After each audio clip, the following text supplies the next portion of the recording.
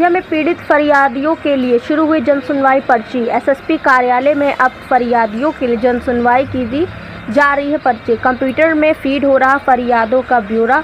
एसएसडीपी doctor गौरव ग्रोवर ने गोरखपुर की तर्ज पर अयोध्या में भी शुरू किया जनसुनवाई। थाने में भी कटेगी जनसुनवाई की पर्ची। किसी भी समय फरियादी कार्यालय पहुंचकर अपनी समस्याओं के ले सकता है जानकारी। समयबद्ध व गुणवत्तापूर्वक सुनवाई होगी। वरिष्ठ पुलिस अधीक्षक डॉक्टर गौरव ग्रोवर ने जानकारी दी।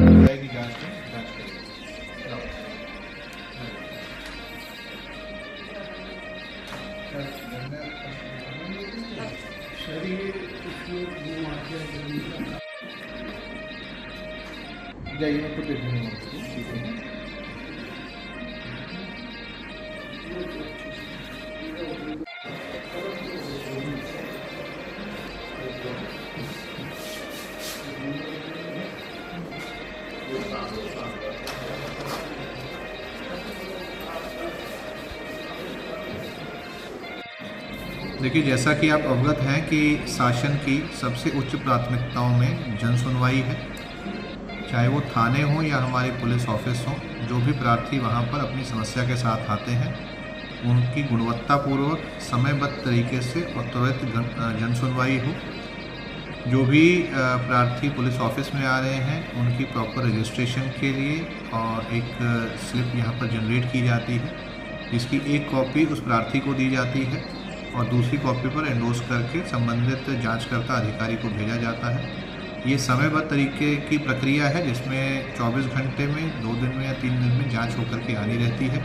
इसी तरह से सभी थानों पर भी जो प्रार्थी जा रहे हैं उनको भी एक रजिस्ट्रेशन स्लिप मिलती है। कभी भी अगर प्रार्थी को अपनी दी हुई कंप्लेंट के ऊपर क्या कार्रवाई हुई है, क्या उसमें आगे एक्शन लिया गया है, उसके बारे में अगर जानकारी करनी है तो वही उस जनरेटेड जो स्लिप है उसको ला करके यहाँ पर जानकारी कर सकते हैं।